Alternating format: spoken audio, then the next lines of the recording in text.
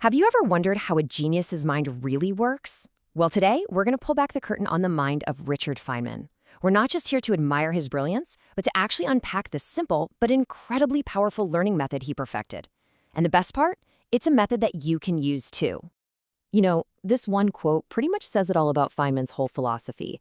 He was really humble about learning. He saw it as this constant journey, not some finish line you cross. For him, the goal was never about knowing everything. It was just about chipping away at what he didn't know, little by little. But Feynman himself, he was a total puzzle. I mean, his own colleagues couldn't figure him out. On the one hand, you have people like Freeman Dyson calling him half genius and half buffoon, and on the other, you have Mark Cax saying he was a magician of the highest caliber. The best one might be the idea that it was like Groucho Marx had suddenly become a world-class scientist. This wild contrast just made him even more of a legend. So what's the deal? How did this bongo-playing, joke-telling, kind of wild character completely reshape how we see the universe? The secret, it turns out, wasn't some magic trick he was born with. It was a disciplined, repeatable process. So here's the game plan for this explainer. We'll start with that Feynman mystique.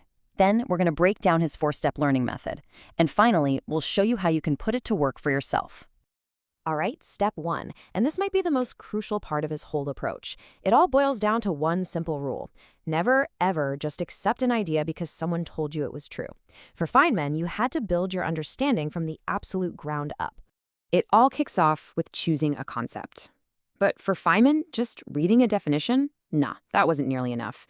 You had to completely tear the idea apart, down to its most basic pieces, and then put it all back together again, but in your own words. He was obsessed with starting from scratch. His commitment to this was, well, it's kind of legendary. Right before a huge exam at Princeton, instead of cramming like everyone else, he took out a brand new notebook. And what did he title it? Notebook of Things I Don't Know About. He then spent weeks just taking apart every single concept he was supposed to know, finding its core and reassembling it until it made perfect sense to him. And you can see that process right here in his actual notes. This isn't some polished final draft. This is the raw, messy, beautiful act of thinking on paper. He's taking this super complex problem and boiling it down to a simple, one-dimensional universe, just a single line, to see if he could figure out the basic rules of quantum mechanics from there. He is literally starting from scratch. Okay, so once he'd rebuilt an idea from the ground up, he moved on to the second step. And this is the ultimate test of understanding. The idea is you don't really know something until you can explain it simply. This leads us to the big test. Take that concept you just rebuilt and try to explain it to a child. The whole point is to use plain, simple language. You have to strip away all the fancy jargon and complexity that so often just hides the fact that we don't really get it. This idea was baked into him from the time he was a kid. His dad taught him that knowing the name of a bird in 5 different languages tells you absolutely nothing about the bird. It just tells you something about humans. Real knowledge is understanding why the bird does what it does. It's about knowing the thing, not just the name. And that lesson led to what we can call the Feynman test. It's an incredibly powerful tool you can use right now. Just take any new concept you've learned and then try to explain it without using any of the new words or jargon you just picked up. If you can't do it, you probably haven't really understood it. You've just memorized a definition. So, what happens when you try to explain it simply and you get stuck? Well, that's not a failure. In fact, that's the entire point of the third step, finding the gaps in your knowledge. This is where the real learning starts. Every time you stumble, every time you have to reach for jargon, or your explanation just kind of falls apart, congratulations. You've just found a gap. The next move is to go back to your books or your notes and fill that specific gap until your explanation is totally clear and smooth. And look, even a genius like Feynman had to go through this. Picture this, it's 1948, and he is presenting his new ideas to a room packed with the greatest physicists on the planet. We're talking Niels Bohr, Paul Dirac, Robert Oppenheimer. This was the ultimate high-stakes explanation. And it was a total disaster. As he tried to explain his big idea, he just got lost in his own words. The great Paul Dirac asks him a question, is it unitary? And Feynman had no clue what he was even talking about.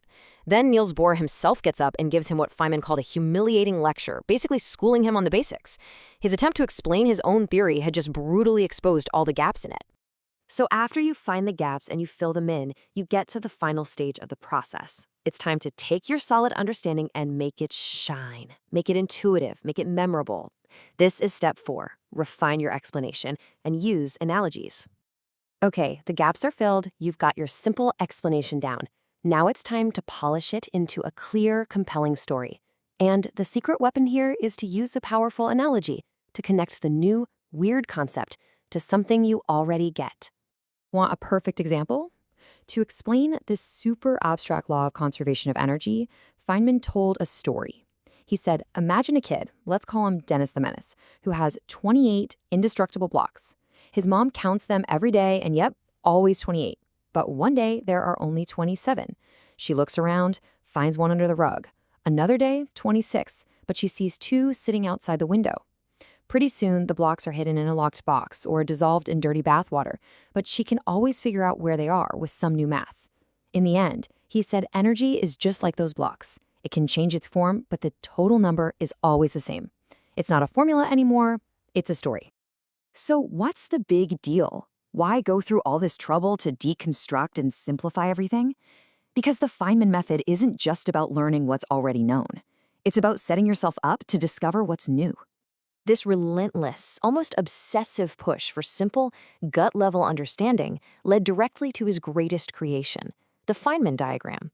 It was this totally revolutionary way to see and calculate the crazy interactions between subatomic particles.